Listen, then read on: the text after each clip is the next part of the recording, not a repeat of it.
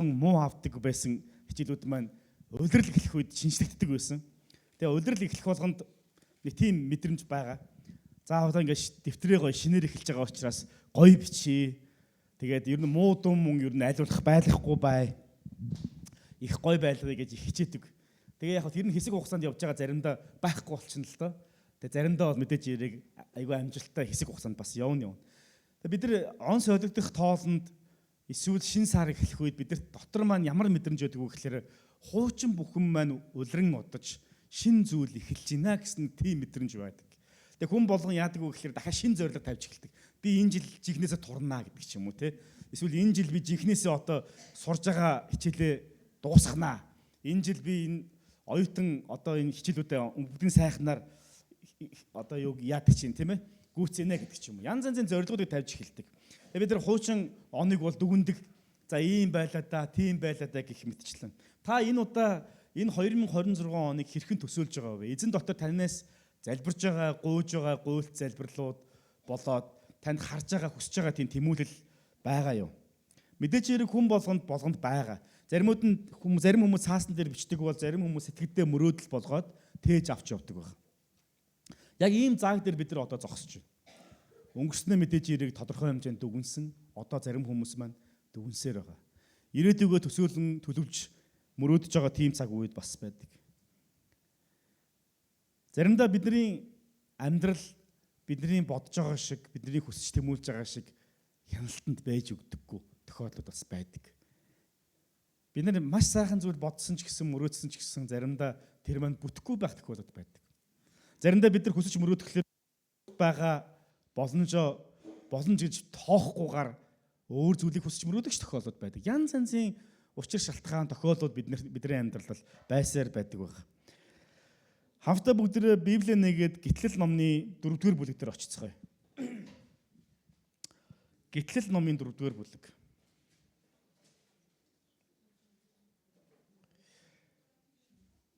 Гитлэл ном бол хуучин гэрээний 2-р ном байгаа. Хуучин нэрээрээ бол Египтээс гарсан гэж нэрлэдэг байсан. Тэгээ одоо энэ орчуулган дээр бол Гитлэл гэдэг нэрээр бол бичдэг болсон байгаа. За эндээс би та бүхэнд 1-9 ишлэлийг дуудаж өгье. Та бүхэн маань Библийг хараад дагаалаад уншаарай. Гитлэл 4:1-9. Тэгэхэд Мосе хариулан хараач тэд надад итгэж миний үгийг сонсохгүй. Харин эзэн чамд үзэгдээгүй шүү дээ гэж хэлж магадгүй. Тэгэхэд эзэн түүнээс гат чинь юу байна вэ гэж асуухад тэр таяг гэж хариулсанд тэр түүнийгээ газар хай гэж айлдав. Тэр таяга газар хаяхад таяг нь могоо болсон. Мосе түүнээс зүхтав. Харин эзэн Мосед гараа сунган түүнийг сүүлнээс нь барьглээ. Тэрээр гараа сунган барихад могоо гарт нь таяг болвоо. Энэ нь түүнийг тэдний эцэг өвгдийн бурхан Авраамийн бурхан, Исаакийн бурхан, Яаковын бурхан эзэн чамд үзэгдсэнийг тэдэнд итгүүлэхийн тулд юм гэж айлдав. Тэгээд эзэн цааш түүнд одоо гараа өвөртөө хий гэв. Тэр өвөртөө гараа хийгээд гаргаж ирэхэд үзэгтэн гар нь цас шиг цагаарч уян өвчтөй болсон байваа. Тэрээр гараа өвөртөө дахиад хийгвэ. Тэр өвөртөө гараа дахин хийгээд өврөөсөө гаргаж ирэхэд үзэгтэн гар нь бие махбод шиг нэрүүл болсон байлаа. Хэрвээ тэд чамд итгэхгүй эхний тэмдгийн дуу хоолойг сонсохгүй бол дараагийн тэмдгийн дуу хоолойг итгэж болно. Харин тэд энэ хоёрыг тэмдэгч үл итгэж үгийг чинь сонсохгүй бол чи нийлээс ус авч хуурай газарт асга. Нийлээс чиний авсан ус хуурай газарт цус болно гэвэ. Амен. Энэ Израилийн түүхэнд болж байгаа нэг сонирхолтой үечлэл энэ ч тохиож байгаа энэ цаг үе. Өөрөөр хэлэх юм бол Израилийн ард түмэн 400 жилийн турш боочлогдож байгаад одоо эрх чөлөөтэй болох гэж байгаа үе. Гэхдээ яг хөө Израилийн ард түмэн бол мдэггүй энэ үеийг. Бурхан Израилийн ард түмнийг чөлөөлөөд Египтийн богшоо чөлөөлөөд одоогийн байгаа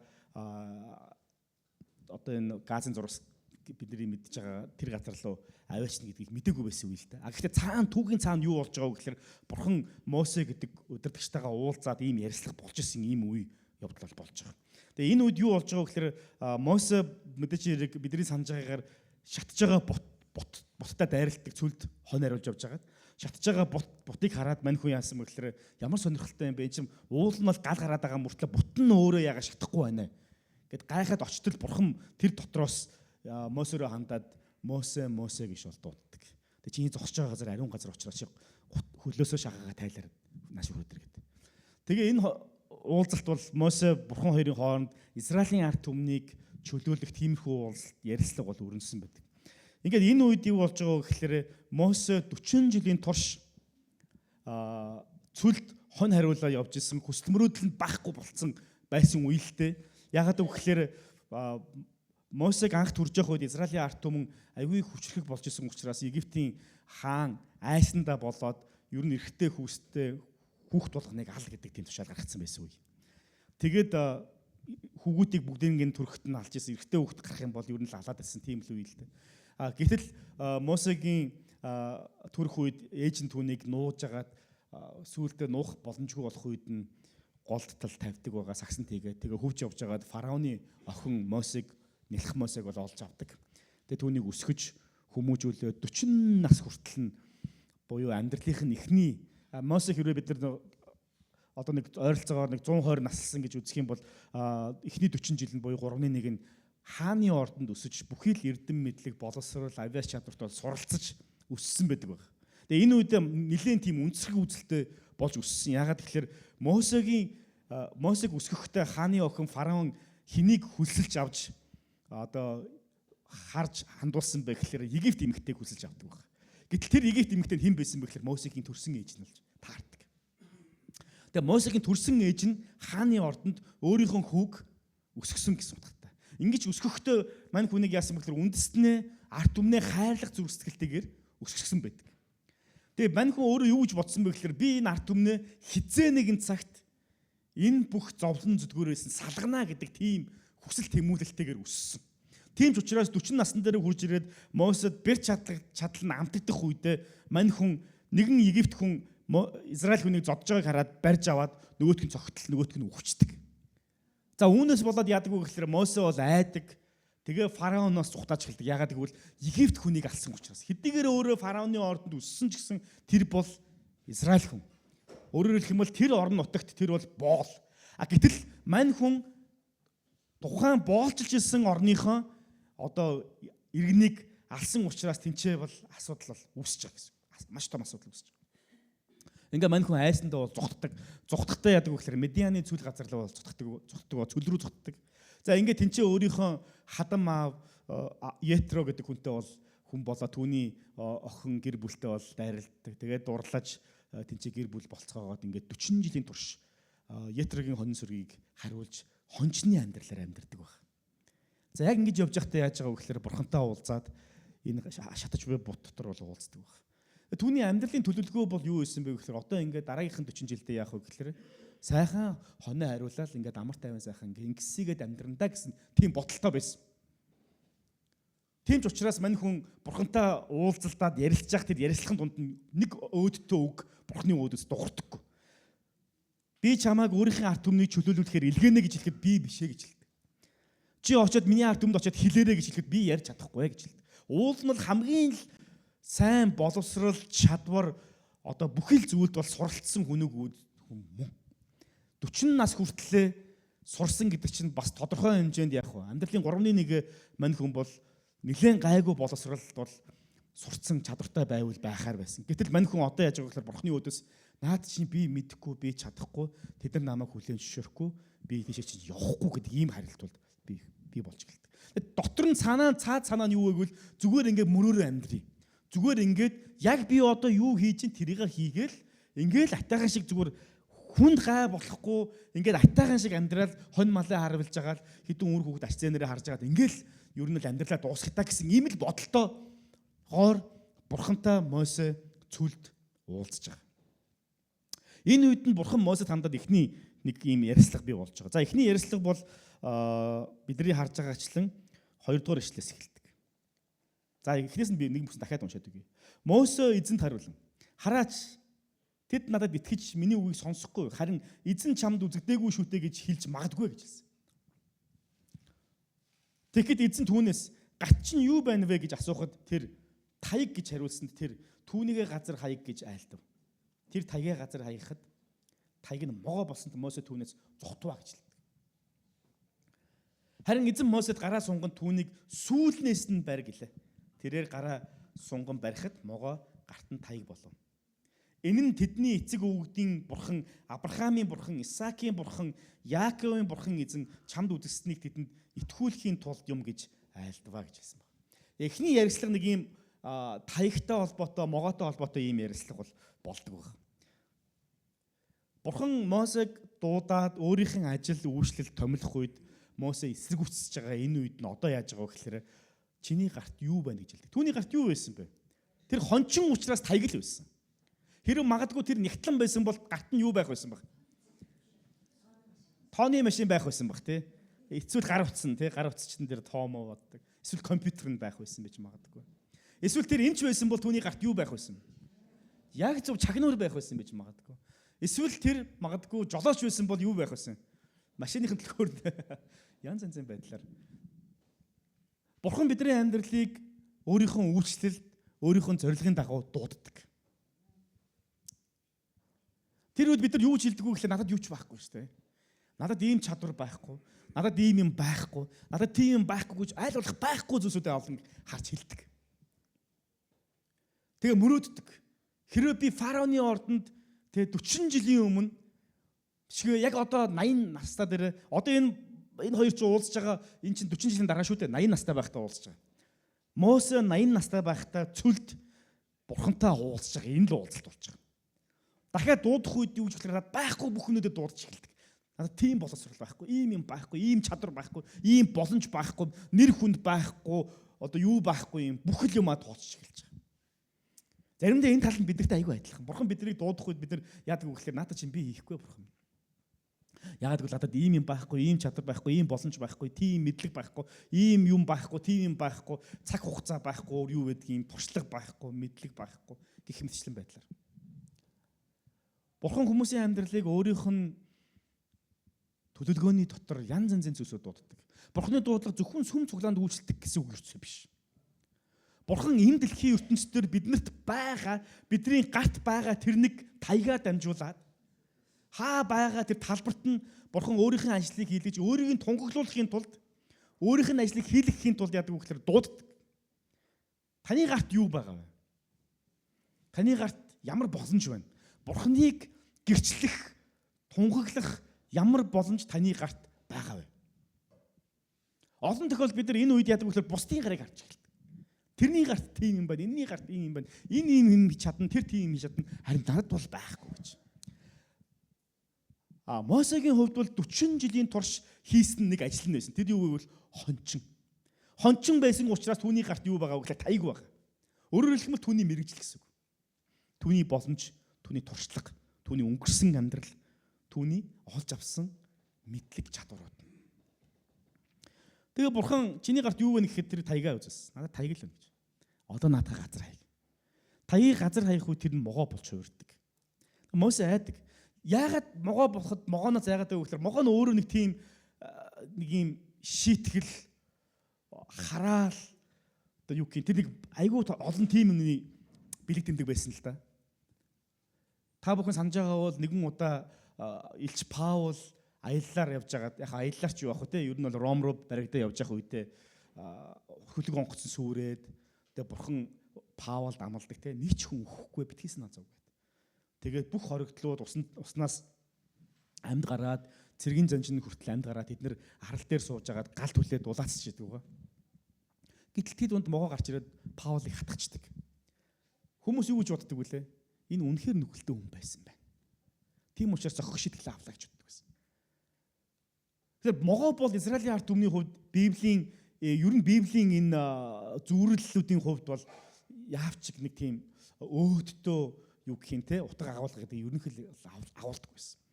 Анх муур ерөнсөн хүн төрлөختөн дээр хурж ирж хүн төрлөختнийг сорж сорих үед могоон дүрээр ирсэн гэж бол Библиэлд хэлсэн байдаг. Гэх мэтчлэн байдлаар могоо бол дандаа яах вэ? Ихэнхдээ сүрэг талаар бол агуулгдсан утгаар илэрхийлдэг баг Библиэлд. Тэгээ одоо яаж байгаа вэ гэхээр гарт нь байсан таяг нь могоо адил болоод яг ер нь яг могоо болсон юм шиг байгаа юм л да. Могоо болоод гарах үед Мосед нүдээс зогтож эхэлдэг. Тэгээ хамгийн сонирхолтой нь бурхан яадаг вэ гэхээр над могооныхын сүүлээс нь бариад байгаа гэж. Хизээж могоог сүүлээс нь барьдаггүй. Ер нь бол би могоо барьж үзээгүй л дээ. Могоо зүгээр харж л байсан. Гэхдээ могоог сүүлээс нь барьдаггүй. Бид нар ингээд янз янзын нэг National Geographic Channel гэл янз янзын нэг гоё амтны ертөнцийн талаар кинонуудыг харж байхад дандаа яадаг вэ? Толгооноос нь барьж чаддаг. Ягаад гэвэл могоо сүүлээс нь барих юм бол эргэж хараад яах вэ? Хазна. Тийм учраас хүзүүн толгоон дээрээс нь гавлан дээрээс нь барьж чаддаг. Тэгэх юм бол могоо яах вэ? Бос хазч чаддаг. Гэтэл Мосег одоо бурхан яаж байгаа гэхээр наатахын сүүлээс нь бариад байгаа гэж л. Ууртаа нохоо харьяар гэж яхад яах вэ? Сүүлээс нь бариад байгаа гэж гатаа адилхан. Сүүлээс нь нохооны сүүлээс барьж авах юм бол тодорхой яах вэ? Хазхан тодорхой. Тэгээд Мосе барьдаг сонирхолтой барих үед буцаад бол таяг бол бий болж байна. Бурхан бидний амьдралын цаг хугацаа, туршлага, бидний өнгөрсөн амьдрал бүхий л зүйлүүдийг өөрийнхөө хяналтандаа байлгаж байдаг. Бурхан бүхий л зүйлийг өөрийнхөө хяналтандаа байлгаж байгаа. Могоож гэсэн ялгаа байхгүй. Хэдийгээр тэнцээ могоо байсан ч гэсэн буцаа таяг болсноор энэ юу илэрхийлж байгаа бол бурхан тэр бүх айдас, түгшүүр, хараал, зэмлэл энэ бүхнээс дээгүүр ирэх мэдлэлтэй бурхан бүх зүйлийг өөрийнхөө удирдлаганд ор байлгаж байгаа, контролдож байгаа гэдгийг илэрхийлсэн гайхалтай иш үзүүлгийн үйлс бол энэ ч болж байдаг. Заримдаа бид нар өөрсдийнхөө амьдралд байгаа аюул олон зүйлсүүдээс зүхтаж амьдардаг. Айж амьдардаг. Гэтэл бурхан түүнийг сүүлээс нь барьж аваад буцаагаад өөрийнх нь алтрын төлөө ашиглах ёстой гэдгийг сануулах үе бидэрт байна. Таны гарт юу байгаа вэ? Таны гарт Мосегийн таяг шиг танд барих ёстой, сүүлээс нь зориглоод барих ёстой тийм зүйл байгаад нөөсөөс өөрөө зүхтаагаад яваад байгаа юм биш үү? Бурхан барьж аваад тэр гайхамшиг хараад тэр гайхамшигаар дамжуулаад хэрхэн бурхны алдрын төлөө амьдарч болох вэ гэдгийг танд заах гад байгаа юм биш үсттэй. Заримдаа хүмүүс өөрийнхөө ууж байгаа аяг руугаа нулимж байгаа юм шиг өөрийнхөө ажил хөдөлмөрөөр үзэн авцсан явж байгаа тохиолдол бас байдаг. Хүн хизээж өөрийнхөө хоолны аяг руугаа нулимдгүй, ялангуяа монголчууд. Ягаад гэвэл тэндээс би идчих учраас.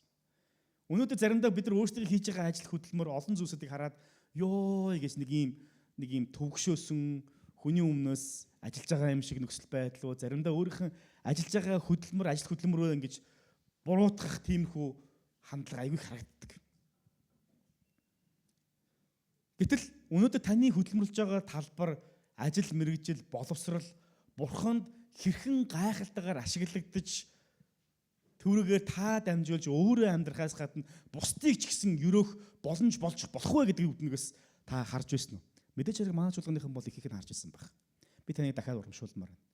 Бурхан Мосегийн 40 жилийн хончлны амьдралыг тэр нэг таягаар дамжуулаад Израилийн ард түмнийг чөлөөлж маш олон хүмүүст хэрэгжүүлэг авчирсантай адилхан таны амьдралд байгаа гарчин байгаа тэр чадвар, тэр боломж болцоогоор дамжуулаад таны амьдралыг төдийгүйгээр бусдын амьдрал ч гэсэн үр өгөөж өгөх тэр гайхалтай ажилд дуудаж өгч болох юм. Бурхан бол бидний амьдралын туршлага болоод өнгөрснийг өдөрдөн бүгдийг хянах боломжтой. Өчтөр нэгэн сонирхолтой мэдээ интернет телевизээр шуугиж эхэлсэн. Энэ бол Америк нэгдсэн улсын Венесуелийн эсрэг хийж байгаа цэргийн ажиллагааны талаар дурдчихсан. Тэгээ би шүн нөлөө орой олсон мэдээнүүд харлаа л да. Тэгээ мэдээнүүдийг хараад байсан чинь мэдээнүүд цэргийн ажиллагаа яваад ерөнхийлөгчийг нь барьж авсан талаар ингэж явсаар байгаа. Сүүлдээ Дональд Трампын хэлж байгаа мэдээллийг харлаа. Одоо бид нар Венесуелыг удирдана гэж. Энэ шилжилтийн үед гэж яг шилжилтийн үед гэж ярьж байгаа юм л та. Дотоодынхын засгийн газар бэхжээд ингэ болцоо. Яг энэ цааталт бол зөндөө олон улс төр янз янзын юмд бол байгаа тий. Тэрийг бол бид нар мэдээж хэрэг бид нар цуглаан дээр улс төр ярьдаггүй. Янз янзын улс төрийн үйлчлэл хариуцлагатай хүмүүс байдаг учраас. Тэгэхээр сонирхолтой нэг тэр үг надад маш сонирхолтой байсан. Одоо ингээд бид нар энэ газар нутгийг яаж ийна удирдах ийна. Бид нар одоо контролыг гартаа авч ийна гэж. Маш их одоо эрх мэдэл зэр зэвсэг хүч чадлаар тэр газар нутгийг контролд авахлаэр тэнцээ арим нь хөдөлж чадахгүй хичнээн өндөр одоо юу гэх юм те зэвсэглэлтэй байсан ч гэсэн арим нь хөдөлж чадахгүй нөхцөл байдал байна. Би эндээс юу харах гэж байгаа гэхээр бурхан заримдаа бидний амьдралын маш олон талбаруудыг бидний айгаад байгаа олон талбаруудыг шууд өөрийнхөө удирдлагаар контролоор удирддаг. Бурхан таны амьдралыг удирдах байгаа. Бурхан таны амьдралыг удирдах байгаа. Заримдаа бидний амьдралд байгаа муу зан чанарууд, муу дурсамжууд, муу олон зүйлсүүд байдаг. Гэхдээ Бурхан хэрвээ та Бурханыг өөрийнхөө эзэн болгоод өөрөө Бурханы хүүхэд болох үед Бурхан бидний амьдралыг удирдах эхэлдэг. Бурхан бидний амьдралыг удирдах эхлэх үед бидний амьдралд байгаа олон муу зүйлсүүд яг Бурханы хяналтанд ор байдаг гэдгийг бид нар санах хэрэгтэй. Заримдаа бид нар Бурханыг биш харин өөрийнхөө амьдралд байгаа бусад гашуун дурсамжууд, шархууд бидний амьдралд байгаа айгүй олон сул талууд маань биднийг удирдах боломжийг өгчээд байдаг. Тэгээ тэрэндээ дарлагдаж амьдардаг. Өөрөөр хэлэх юм бол би хизээ нэгэн цагт алдаж ирсэн алдаа маань хизээ нэгэн цагт байсан миний гашуун дурсамж маань биднийг хаашаач хөтлөхгүй байдалд оролдог. Дахиад тэр зүйлийг хийх гэхээр айдаг. Би чадахгүй, би мэдэхгүй. Яагаад гэвэл би урд нь гэж алдсан учраас. Хөдөлж чадхаа байж гэлтэй. Бидний өнгөрсөн амьдралд байгаа муу зүйлсүүд, алдаа оноо биднийг хэрвээ удирдахыг зөвшөөрөх юм бол бид хаашаа залгах чадахгүй бол. Харин Бурхан бол бүх зүйлийг удирдах байгаа. Бурхан бүх зүйлийг контролдож байгаа гэдгийг бид нар хөлөөн зөвшөөрөх үед бид нар шинэ хүчийг авч гэлдэг. Бидний айж байсан могоо буцаад тайг болж эхэлдэг. Бидний айж байсан нөхцөл байдлууд бидний давуу тал болж эхэлдэг. Бидний туршлага 40 жилийн турш чив чимээгүй байсан зүрхэндээ зовж шаналж ард түмнийхэн зовж байгааг харсан Мосегийн тэр 40 жилийн туршлагаар одоо яаж байгааг Бурхан маш даруухан удирдагчийг бий болгоод тэр удирдагчаа дамжуулаад Израилийн ард түмнийг яах вэ? Чөлөөлж идэг. Хэрв Мосегийн өмнө амьдралын туршлага нь муу муухай туршлага нь хэрвээ өөрийг нь удирдсан бол тэр хизээш дахиж Израилийн ард түмний өмнө гарч ирэхгүй. Тийм ч учраас энэ ярилцлага тийм болж байгаа шүү дээ. Би чадахгүй Бурхан минь гэж. Гэтэл Бурхан яаж байгаа? Одоо би удирдана гэдгийг харуулж байгаа гэсэн. Хоёрдугаар хэсэг дээр нь Мосе Израиль Бурхан хоёрын хооронд дахин нэг юм яриа болж эхэлдэг. 6 дугаар ишлээс. Тэгээд эзэн цааш нь түүнд одоо гараа гэж хэлдэг. Эхлээд Бурхан тайга хай гэж хэлдэг, тий? Тайга. Тайг нь буюу өнгөрсөн амьдралын туршлага нь Бурханы хувьд ашиглагдаж эхэлдэг. Одоо гараа хий гэж. Гараа яах юм Бурхан гэсэн. Өвөрлөгөө хий гэж. Тэгээ гараа үртээ игээд гаргаад ирсэн чи яалаа? Цав цагаан болоод уйман өвчтэй болцсон байдаг. Тэгээд одоо надад дахиад хийгээ. Дахиад гараад ирсэн чи зүгээр болцсон. Бурхан яг одоогийнх нь бие махбод одоогийн нөхцөл байдлыг шийдэн ч гэсэн удирдах байгаа гэдгийг энэ чинь харуулж байгаа. Өнгөрсөн амьдралд байсан 40 жилийн туршлагыг Бурхан удирдах байгаа гэдгийг харуулсан бол одоо яаж байгаа гэхээр одоо би чиний таны яг одоогийн чинь бие махбод боломж бололцоо яг одоогийн чинь хүч чадал ур чадвар энэ бүхний чинь ч гэсэн Бурхан удирдах байгаа гэдгийг энэ хүү ишлэлээр бол харуулдаг.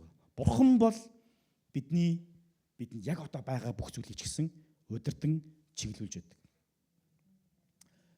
Шинэ гэрээний номон дээр Петр болоод бусад дагалдагч нар Есүс Христ итгэхээс өмнө насаараа хийсэн нэг ажил хийгээ байждаг. Тэрний үг гэхээр загас барьж байдаг. Нэгэн өдөр загас барьж чаддаггүй, шүнжэнгөө загасчлсан мэрэгжлийн загас барьж чадаагүй өглөө нь дампуурл зарлаад тороо ивгээ сууж явах үед Есүс тэдний завин дээр гараад арт түмэнд сургаал заасныхын дараа одоо наад тороо завныхан баруун талд хаяа гэж хэлдэг. Боломжгүй Бурхан минь уучлаарай гэж хэлэхэд надад тэтг гэнэ. Тэгээд тороо хаях үед маш олон загсыг барьж чаддаг. Тэгээд тэдний завинд дийлэхгүй учраас найзуудынхын завыг дуудах. Тэдний завин ч гэсэн яг аль хэдийн загсаар төрсэн байдаг. Бурхан өнөөдөр бидний амьдрал дах нөхцөл байдлыг ч гэсэн орвонгоор нь өөрчилж, сайжруулж, эргүүлэх тийм чадвартай Бурхан. Бурхан өнөөдөр бидний амьдралыг ч гэсэн яг удирдах, өөрийнх нь хяналтанд контролд байлгаж идэх гэдгийг бид нар эндээс харж болно. Бурхан өнгөрсөн амьдралын маань туршлага, дадлага, мэрэгжил боломжийг ашигладаг бол өнөөдөр ч гэсэн бидний амьдралыг яг юу хийж байгааг маань ч гэсэн үргэлжлүүлэн ашиглах боломжтой. Бид нар ихэнхдээ олон тохиолдолд яадаг вэ гэхээр одоо нэг ингэчүүл, одоо нэг тэгчүүл гэд ямар нэгэн цаг хугацаа солигдохыг, ямар нэгэн нөхцөл байдал өөрчлөгдөхийг, ямар нэгэн нэг тийм үйлчлэл нэг үеэс нөгөө үе рүү шилжих тэр нэг агшин хүлээгээд суугаад байдаг. Гэтэл үгүй. Бурхан яг одоо бидний амьдралыг өөрчлөх, яг одоо бидний амьдралыг өөртөө ашиглах бүрэн боломжтой. Тэтгэврт гаргахлаарэ. Арай жоохон цаг юутай болно, зав цагтай болно. Тэр мөнгө маань биелчих юм бол арай нэг гайгүй болно, мөнгөтэй болно. Тэр дипломоо би авчих юм бол одоо би эзэнд үйлчлэх боломжтой болно. Одоо ингэчих юм бол би тэгэх боломжтой болно. Тэгчих юм бол тэгэх боломжтой болно гэж ирээдүйн цаг дээр мөрөөдөж юм. Гэтэл яг одоо таны гарт байгаа зүйл, яг одоо таны бие махбод, яг одоо таны биеийн нэг хэсэг, яг одоо амьдралын чинь нэг хэсэг бурханд зориулагдах бүрэн боломжтой. Бурхан хизээж нэг тийм за чи тэгсэн чинь дараа би чамайг ашиглая да гэдэггүй. Яг одоогийнх нь нөхцөл байдал дотор хэрэг та одоо дэвтгүүт гарцсан байгаа бол яаж бурхан таныг өөрийнхөө алдрын төлөө ашиглах боломжтой вэ? Та хэрвээ ажлын талбар дээр байгаа бол хэрхэн таны ажлын талбар бурханд ашиглагдах боломжтой вэ? Яг одоо таны байгаа ач зээнэр, таны үр хүүхдүүд, ах トゥ нар. Эсвэл эзний өмнө өнгөрүүлж байгаа яг таны ганцаараа байгаа тэр амьдрал хэрхэн бурханд ашиглагдах боломжтой вэ? Гэр бүлтэй болохоор тэгхээр ингэхээрэ гэж хүмүүс мөрөөдөж хоошоо суучдаг. Үгүй. Бурхан яг одоо таныг өөрийг чинь ашиглахыг хэрэглэхийг хүсэж байгаа. Өөрийнхөө алдрын төлөө. Олон удаа хүмүүс яг би өнгөрсөө, одоо би хийж үтээдэг нас маань өнгөрсөн гэж ялангуяа настайчуд минь аюу их гэж боддог. Үгүй, тийм юм байхгүй. Бид бүгдээрээ адилхан Бурханы өмнө Бурханы хүүхдүүд. Бурхан өөрийнхөө хүүхдийг нас, чадвар, боломж болцоо бүхий л зүйлд нь тааруулсан байдлаар өөртөө ашигладаг. Бурхан зөвхөн эдгээр залуу хүчтэй байгаа бие махбодын хувьд ч юм уу, мөнгө санхүүгийн хувьд ч юм уу, боловсролын хувьд хүчтэй байгаа хүмүүсийг л ашигладаг. Тийм хөгийн тийм жижигхэн бурхан биш шүү дээ. Бурхан хүний хүч чадал, эрх мэдэл, нэр суу алдарт нь дулддаж ажиллаа хийдэг тийм бурхан биш. Бурхан харин сул дараа нэг нь хүчрхэг болгож байгаад тэгээ ажиллаа хийдэг. Хизээ бид өөрийгөө сул дараа гэж бодож чинь харин ч тэр үед бурхан яах вэ? Ажиллаа их бүрэн боломжтой. Та ямар мессен дээр, ямар албан тушаал дээр, яг одоо та амьдралын ямар мөчлөгтөр байгаагаас үл шалтгаалаад бурхан бүхий л цаг хугацааг чинь өөрийнхөө сайн сайхан дотор бүрэн ашиглах боломжтой. Хүүхдээ хараад гэртээ байгаа ээж нар байгаа юу? Бага. Эзэн энэ цаг хугацааг чи ашиглаж чадна. Тэтгэрээ аваад гэртээ ингээд амар тайван зүгээр суужээ гэж бодож байгаа хүмүүс байна уу? Үгүй шүү, бурхан таныг зүгээр суулгахгүй. Бурхан харин ч таныг үр ашнараа эзний араас дагалдуулах. Хажуу айлынхан эмээ өвгөөнөрт сайн мэдээ тараах, үр хүүхдүүдийн төлөө залбирах маш олон ажил таныг хүлээж байгаа. Залуу дүүнер ч гэсэн ялгаа байхгүй. Их сургуулаа төгссөний дараа нэг ажил мэргэжилтэд болоод ингэнэ гэж бодож байгаа бол тийм байхгүй.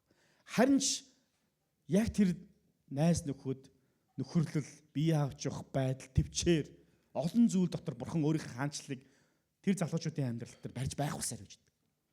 Эд ажлын карьер дээр явж байгаа хүмүүс тэтгэл гаргахлаараа завтаа болохлаараа эзэнд үйлчлэе гэж бодож байгаа бол ёстой тийм юм байхгүй. Харин ч өнөөдөр та хийж байгаа ажил хөдөлмөр дээр яаж энийгээ би бурханы алдрын төлөө ашиглаж болохгүй гэдэг талаар толгойгоо гаргах ёстой. Хийх ёстой. Ямар ч мэрэгжил, ямар ч албан тушаал дээр байсан хүн түүнийгээ дамжуулж бурханыг алдуулах бүрэн боломжтой байдаг. 3 дахь үйл явдал нь 6 дугаар ишлэлээс ахуулаад цаашаа гарч байгаа. Тэгээд эзэн цааш нь түүнд одоо гараа өөртөө 3 дахь нь ингэ явцсан тий.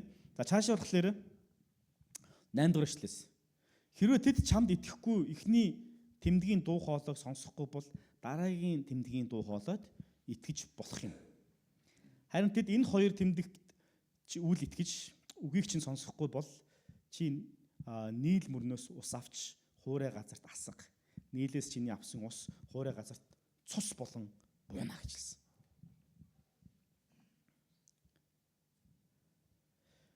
Нийл мөрөн бол израильчүүдийн хувьд бол бурхан, египчүүдийн хувьд бол египчүүд маш олон бурхтуудтай байсан. За хамгийн том нь бол Ра буюу нарны бурхан. За тэгээд үр тарианы бурхан гэж байна. За тэгээд нөгөө нийл мөрөнг бол одоо усыг бол одоо бас нэг бурхан гэж үздэг байсан. Үндсэндээ бол яг нэг юм усны бурхан, нарны бурхан, тэгээ үр тарианы бурхан гэдэг ингээд энэ гурав бол их гурван том бурхтойхын нэг л байсан л та.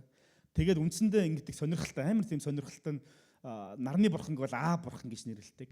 За нийл мөрөн болов тэр устай холбоотой бурхан ээж бурхан гэж нэрлэдэг. Тэгээд нар ус хоёр бий болохоор яг үр тариа гарч ирэх учраас үр тарианых нь бурхан хүүхдэн гэж гих мэтлэн байдлаар сонирхолтой байдлаар бол египтчүүд бол үздэг байсан бол маш олон бурхтуудтай. Харин одоо энэ нэг хүч чадал дотор хүний амьдралын баталгаа болсон зүйл дотор нь бурхан яаж байгаа гэхээр наадахыг чинь ч гэсэн би контролдож би удирдах байдаг шүү гэдгийг харуулдаг. Өнгөрсөн амьдралыг энэ бурхан удирдах байгаагаа харуулсан. Яг одоогийнхын амьдралыг бурхан өдөртөж байгаа хариулсан. Харин ирээдүгийн итгэл найдвар амьдралаа даатж ирсэн амьдралынхын баталгааг нь хүртэл бурхан өдөртдөг шүү гэдгийг одоо энэхүү нийл бүрний усыг цус болгож байгаагаар бол дүрслэн харуулдаг. Бурхан таны амьдралын баталгаа. Бурхан таны амьдралыг өдөртөн чиглүүлэх бүрэн боломжтой. Хэрэг та бурханыг өөрийнхөө өдөртөгчөө болгож бурханы хэлсний дагуу явах юм бол бурхан хизээж өөрийнх нь үгийг дагаа явж байгаа хүмүүсийн амьдралыг хүсэр хайдаггүй. Олон тохиолдолд бид нар яадаг вэ гэхээр бид нар нэг өөр юм мөрөөдсөн байдаг. Өөр юм харцсан. Тэр нь болохгүй болохоор бурхан тоохгүй байгаа юм шиг мэдрэмжийг аваад байдаг. Өнөөдөр бол 1 сарын хамгийн анхны энэ жилийн хамгийн анхны нэм гарагийн цуглаа. Би танаас асуумаар байна. 2026 оны төлөө та бурханаас хэр зэрэг их асууж бурханы төлөвлөгөө минийх биш. Бурханы төлөвлөгөө миний амьдрал дээр байх талаар асуусан байна. Олон удаа бид нар яадаг гэхээр би тэгмээрэн бурхан минь та 26 онд ивэж өгөөч. Би ингэмээрэн гэж хэлдэг. Яг л нэлэх хүүхч. Манай том хүүхд, баг хүүхд хоёрын хооронд яг тийм ялгаа байна. Баг хүүхд маань юу ярьдаг вэ гэхээр би ингэмээрэн, би тэгмээрэн, би намааг ингэж, надад тэгэж гэж өөрийнх нь хүслийг хвшлээ ярьдаг. Тэгээ мэдээч яриг эцэг эхчүүд нь бол насан турш юм болохоор тэр дунд нь ингээд атайган шиг тайлбарлаа заримыг нь заримыг нь өөр өөрөөр ингэж хөтлүүлээд ингээд жоохон янз янзын байдлаар ингээд удирдаад явна л та. Хүүхдтэй хайртай юм чинь. Том хүүхдүүд болохоор заримдаа яадаг вэ гэхээр асуу нэхих болоод тэгхүү ингэвэл та юу гэж бодож байна? Би бол ингэс гэж бодож байна. Тэгэхээр чи юу гэж бодож байна? Чи бол алийг сонгож болно. Эсвэл үнэхээр сайн сонголт нөгөөд нь муу сонголт байх юм бол би бол энэ дээр гэж бодож байна. Тэгвэл тэгье. Өөрөөр хэлбэл бурхан бит хоёрын хооронд хэр зэрэг их тийм ярилцлага бий болж байгаа. Бидний залбирал гуйлтууд ялангуяа шинэ оны төлөөх төлөвлөгөө гуйлтууд маань бурхан минь би ингэмээр энэ жил би ийм юмтай болмоор тийм юмтай болмоор би ингэмээр гэдэг залбирал илүү их байна уу? Эсвэл бурхан минь 26 онд ер нь ирээдүйд та надаар юу хэлэх хүсэж байна энэ онд? Түүнийг надад хэлж өгөөч гэсэн залбирал илүү их байна. Арай нэг тийм төлөвшсөн нас бий гүйцэн хүний яриа явагдаж гинэ үү? Эсвэл бүр нэлэх хүүхдийн яриа явагдаж гинэ үү чинь? Бурхан бидний нөхцөл байдал болоод бидний амьдралын маш олон зүйлсүүдийг удирдан чиглүүлж байдаг. Гэтэл бидний дотор байгаа хандлагууд, бидний дотор байгаа зарим нэг юм хүслүүд маань хит хүчтэй учраас Бурханы дуу хоолойг сонсоход тэр болж идэг. Бидний сайн мэдих Йонаг Бурхан Ниневе гэдэг хот руу яваад Бурханы ажил хийгээдгээ явуулдаг. Гэтэл Йона яадаг вэ? Ниневе рүү явдаггүй те. Өөр Ташиш гэдэг газар руу явж эхэлдэг. Хажуухан талд нь байсан Ниневе рүү явдаггүй. Бөө нөгөө тал руу явж эхэлдэг. Тэр зүгээр байхгүй мөнгө гаргаа явдаг. Заримдаа мөнгө байхгүй байсан дээр чимшиг тийм ээ. Йонод төлбөрөө төлөөд ингээд явдаг те. Бурхны хийснээс эсрэг зүгээр явж. Хэрвээ Йонод тэр мөнгөнд байгаагүй байсан бол бас яах байсан байгааг бас мэдэхгүй л дээ. Заримдаа мөнгөгүй байх нь Бурхны ивэл чимшиг. Та өөрийнхөө хүслээр хэтэрхий их үнийг төлж Бурхны хүслийн бүр эсрэг зүгээр явж байгаа юм шиг үстэй. Заримдаа энэ хэтэрхий том алдагдлыг бидний амьдралд бий болгож идэг. Маш их үнэтэй хичээл биднээс сурч идэг. Бурхан биднээс нэг зүйлийг хүсдэг. Гэхдээ бид нар өөрийнхөө явах үе заримдаа бид нар маш хол газар, маш их үнэтэй хичээлийг сурсныхын дараа бууж өгөө буцаад эхэлсэн зэг дээр очиод за одоо явъя гэж тохиолдол байдаг. Юу хэлэх гэдэг вэ? Бурхан бол бидний амьдралыг удирдах байгаа, удирдахч. Заадаг, чиглүүлдэг. Харин бидний дотоод хүсэл бидний нэгтэй аминчхан хүслүүд бас байгаа. Дэми, түр зургийн. Тэр хүслүүд маань Бурханы дуу хоолойд сонсоод дагахад саад болж идэг. Танд тийм дуу хоолой байгаа юм биш үстэй. 2 дугаар Тимот номын 4 дугаар бүлгийн 7 дугаар эшлэлээр Илч Паул хэлэхдээ би сайн тэмцлэр тэмцсэн, би замаа дуусгасан, би итгэлээс ихсэн. Ирээдүйд зэхэгдсэн шагналын алдрын титм нь надад зэхэгдсэн байгаа, бэлтгэсэн байгаа. Би тэрийг авна гэж хэлдэг. Нэрнгээсээ бид нар эзний өмнө очих өдрөө би сайн тэмцлэр тэмцэж би замаа дуусгаж итгэлээс ахсан уу гэдэг энэ асуултыг бид нар өөрөөсөө асуух шаардлага гарна. Хувь хүний үгшлэлтэй холбоотойгоор нэг ийм ойлголт байдаг. Хүн өөрийнхөө амьдралын алсын харааг тавиад төлөвлөгөөгөө гаргахдаа тэр цаанаасаа эхлэх байдлаар наашаага төлөвлөж явах тохиолдол байдаг. Олон тохиолдолд бид нар эсрэгээр нь төлөвлөдөг. Ямар төлөвлөгөө гаргадаг вэ гэхээр би одоо юу хиймээр байна? Би одоо юу хүсэж байна гэдгээ яриа. Тэгээ тэрний дараа яах вэ? Тэрний дараа яах вэ гэдэг ингээд нэг юм дараагийн алхмаас хөвөрсөн байдлаар ингэж алхмуудаа тавьдаг. Гэтэл хувийн хөгжлөлтөөр нэг сонирхолтой зарчим байдаг нь болохоор ирээдүгээс эхэлсэн төлөвлөгөөний зарчим гэж байна. Өөрөөр хэлбэл би ирээдүйд яг юунд хүрэх гэдэг юм. Нөгөө байгуулгаар бол алсын хараа, эрхэм зориг гэдэг аягүй олон тийм нэр томьёонууд бас байгаа те. Яг практик амьдрал дээр би ер нь эцсийн дүндээ юунд хүрэх гэдэг. Эзний өмнө хүн болгон очино. Хөгшин залуу гэлтгүй бүгд очино. Хэрэг би эзний өмнө очих юм бол тэр үед би юг дүгнэх вэ? Би өөрийнхөө амьдралыг эргэж хараад би үнэхээр энэ зүйлд би болголоо гэж хэлж байгаа, хүрлээ гэж хэлж байгаа зүйлсүүд маань тэгвэл төр зүрийн энэ амьдралын маань ах богинохон хугацаанд хүрээд тэгээд хэн нэгэн магадгүй миний танихгүй хүн ч юм уу эсвэл тэгсээгээд алах болох зүйлсийн төлөө би амьдралаа бүтэн зориулчаад байна уу? Эсвэл ирээдүйд мөнхийн үр дагаврыг бий болгох тийм үнцэнтэй зүйл би өөрийнхөө амьдралыг зориулсан уу гэдэг асуултыг бид нар асуух хэрэгтэй байна. За би ч нэг байртай боллоо доо, машинтай боллоо доо, хадгаламжтай боллоо доо, нэг хэдэн орнуудаар аялаад үзчихлээ дээ гэдгээс цаашаа таны амьдрал хитрхгүй байх юм бол ямар харамсалтай вэ? Яг гэвэл таны дурсамж тантай хамт дуусна. Таны юу үзэж харсныг хэн нэгэн бараг санахгүй байх. Дурсамжтай тантай хамт дуусна. Таны байр сав нэг өдөр магадгүй нэг өдөр байхгүй л болно. Яг нь ч мөнхийн зүйл биш шүү дээ. Саяхан л бид нар санаж ин те глобал сургуулийн хажуу талын байр гал газ дэлбэрээд шатсан. Одоо ингээд бүрэн суурийн гартал бүгд нь ухаад байхгүй болгоо хийцэн байна. Саяхны асуудал шүү дээ. Бидний цуглуулсан эд хөрөнгө бол биднээс эрт орой хизээ нэгэн цагт авагддаг байхгүй болдог. Тэгвэл ийм л зүйлийн төлөө, ийм л зүйл бидний сэтгэлийг хангаж байгаа бол энэ бол харамсалтай амьдрал гэж. Та ямар үнэт зүйлсийг өөрийнхөө үр хүүхдэд бий болгож үлдээж байгаа вэ? Та энэ дэлхийд ертөнцийг орхиод явах үедээ эзэн минь за би үнэхээр энэ мөнхийн зүйлсийн төлөө бол ингэж явсан шүү гэдэг тэр нэг дүгнэлт таны амьдралд бий болох амьдралаар амьдарч байгаа юм. Танаас өвлөгдөн үлдэж байгаа итгэл үнэмшил, үндэс нь хэдэн үеийнхэн турш дагагдах тэр ерөөл тийм төлөө та хэр зэрэгэх өнөөдөр тэмцдэг вэ? Эсвэл өнөөдөр худалдаж аваад маргааш үнэн сая төгрөгөөр сар болгон буух зүйлсийн төлөө өөрийнхөө амьдралын үн цэнийг тавиад явах байгаа юм биш үстэ. Мэдээж тэр бүхэн хүний амьдралыг зугаатай болгодог, сайхан мэдрэмжийг өгдөг, буруу бол биш.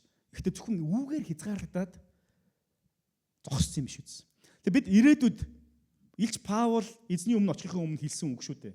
Би сайн дэмцлэр тэмцсэн, замаа дуусгасан, итгэлээ сагсан гэдэг шиг таны итгэл үнэмшил мөнхөд үлдэх тэр өв. Үүний төлөө та өнөөдөр ямар алхмуудыг хийж байгаа вэ? Таны энэ жилийн төлөвлөгөөний дотор чинь хүн карьер ахиж болж байна. Шин юм сурж болж байна, мэргэжил авч болж байна. Нэг хөрөнгө худалдаж авч болж байна. Гэхдээ нөгөө нэг сайн тэмцэл итгэлээс ахих замаа дуусгах гэдэгтэй чинь холбоотой. Таны итгэл үнэмшилтэй хинч хулгайлж чадахгүй тэр итгэл үнэмшилтэй чинь холбоотой үнэт зүйлс чинь амьдралын чинь зорилго дотор байгаа юу? Зүгээр ипотекийн зээлийг төлөөд энэ жил нэг талын барагдуулна гэсэн тийм л зорилго байгаа юм биш үсттэй. Мека номын 6 дугаар бүлгийн 8 дугаар ишлэлээр нэг юм сонирхолтой үг байдаг. Бурхан биднээс юу тэгвэл юу хүсдэг юм бэ? Имнэрлийг хайрлах, зөвийг үлдэх, өөрийн бурхан эзэнтэйгээ даруухнаар хамт алхах. Өөрийн бурхан эзэнтэйгээ хамт алхах гэдэг нэг тийм үг байна. Таны ажил хөдөлмөр, гэр бүл, нийгмийн амьдрал олон зүйлсүүд талбарууд байгаа. Энэ талбарууд дотор ч алинд нь бурхан та бурхантай хамт алхдаг вэ? Өөрөөр хэлэх юм бол та ажил дээр бурханыг хэр зэрэг оруулдаг вэ? Та хувийн амьдрал дээр бурханыг хэр зэрэг их оруулдаг вэ? Таны итгэлийн чин амьдралын үндэс нь зарчмууд тэр зүйл чинь таны ажил дээр чинь байгаа юу? Бурханы ажил дээр аваачна гэдэг чинь нөгөө загалмаа аваачаад өөрийнхөө офисынхаа өрөөнд ингээд хатах биш шүү дээ. Тэгж бодоод байгаа юм биш үү? Тийм байхгүй. Айгүй олон төрийн байгууллагууд руу орохлоо төрийн байгууллага шашны одоо юу гэх юм те ингэж тэгж болохгүй гэдэг хууль дүрмтэй мөртлөө дарга нар нь бол өрөөндөө дандаа өөрсдийнхээ нөгөө яг гүнгэрванта бурхтуудаа бурхан буюу одоо шүтэнүүдээ аваач тавьсан байдаг. Тэгээ бурхнаа оруулчлаа гэж бодоод байгаа. Тэгсэн мөртлөө авилгаа аваад хээл ахуулаа хийгээ явж байхад ямар хэрэг баг. Архитаа завхаараад явж байна. Бурхан тэдний амьдралд орж ирээгүй байна. Үнэхээр одоо тэдний бурхан одоо тийм л мундаг байсан бол уул нь тэрнүү л амар байгаа байхгүй. Яг үнтэй адилхан бид ажлынхаа өрөөндөө гэртээ загалмай аваашүүлгөөд Библи аваач тавилаа гэж бурхан бидний гэрт ч юм уу ажил дээр ороод ирсэн хөрсөн биш байхгүй. Харин юу? Зүрх сэтгэл дотор шүү дээ. Миний амьдрал ажлын хийж байгаа зарчим нөө бурхны бидэр заагаад байгаа тэр зарчим үнцэн тэр зүйл чинь таны ажил амьдрал дээр чинь байгаа юу? Загалмайгаа үүлгчл хутлаа яриад ажил дээр суугаад байх юм бол ямар хэрэг байх вэ? Тийм биз? Тэгэхээр би үүний төлөө өнөөдөр өөрийнхөө ажил хөдөлмөр дээр гэр бүл дотор юу хийж болох вэ? Энэ тал чинь таны амьдралын чинь 26 оны чинь зорилго дотор байгаа юу? Бурхантайгаа хамт даруухнаар алхна гэдэг энэ зарчим бидний амьдралын бүхэл талбарт байх ёстой. Жорлон дотор уцаа ухаад ганцаараа сууж байхдаа ч гэсэн тэр бид ажил хөдөлмөр дээр байгаад ажил хөдөлмөрөө амжуулж байхдаа ч тэр гэр бүл дотроо байхдаа ч тэр хаанч байсан бай хамаагүй. Уул хатанд ганцаараа явж байхдаа ч тэр загсаа бариад явж гинөө, аял цугаалаа явж гинөө. Тэр үед бурхны чинь нөгөө зарчим чинь байгаа юу? Бурхны бүтээсэн байгууллагыг хайрлах. Бурхан лугай адил тэднэрт яг эзний сэтгэлээр хандах.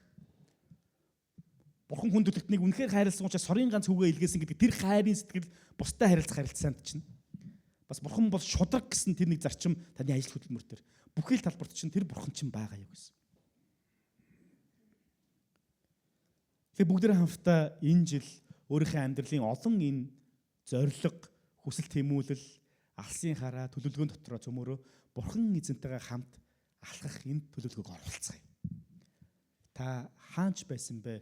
Би бурхан эзэнтэйгээ хамт даруухнаар алхах гэсэн Мика номын 6 дугаар бүлгийн 8 дугаар эшлэгийг та бүхэн тэмдэглээд авчих. Утсан дээрээ ч юм уу, юун дээрээ ч юм те. Үнэхээр би энэ 2026 оны туршид мэдээж олон төлөвлөгөө надад байгаа. Албан тушаал дээр, хичээл боловсрал дээр, ажил хөдөлмөр дээр, гэр бүл дээр. Гэхдээ аль нь ч байсан бэ нөгөө нэг амин сүнс болох бурхантайгаа хамт алхнаа гэдэг энэ нэг зарчмаа энэ хүн цэнэ та бүхэн маань суулгаж өгөөрэй. Мика номын 6 дугаар бүлгийн 8 дугаар эшлэл. Бурхан эзэнтэйгээ хамт даруухнаар цөмөрөө алхацгаая. Амен. Хамтдаа эзний өмнөрөө залбирая.